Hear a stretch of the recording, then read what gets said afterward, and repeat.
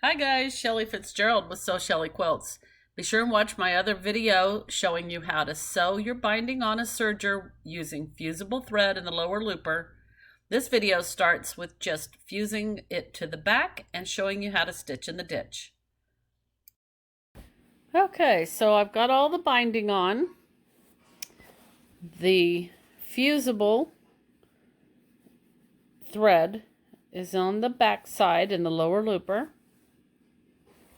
And I'm going to press all the way around. And by making my binding 2 inches, I'm assuring that this is just barely covering and it's not too large. I don't want a whole lot of extra. And then your corners are going to miter just beautifully, just like you always miter a corner.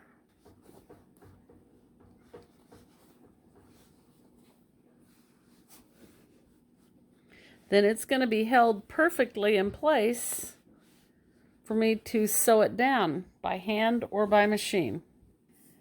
Then you'll come in here and miter the corner.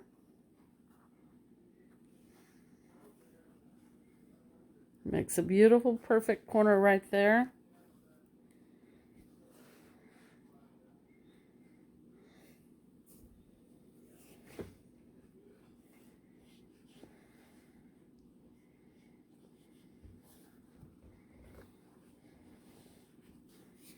And there it is.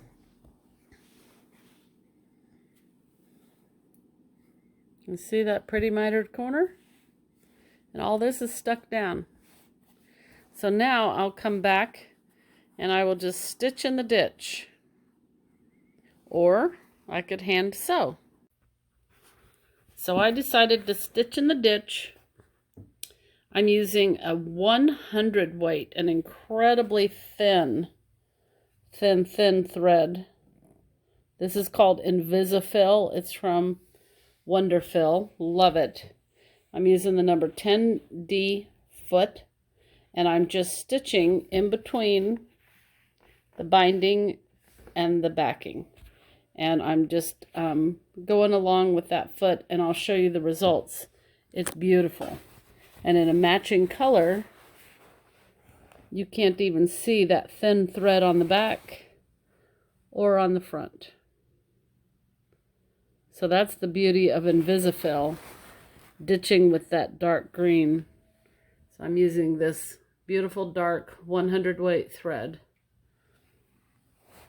and stitching, and you cannot see where that stitching is. And since it matches on the back and it's such a thin thread, you can't see it there either.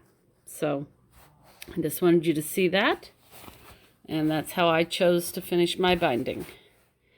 Bye for now. It's Shelly Fitzgerald, Sew Shelly Quilts.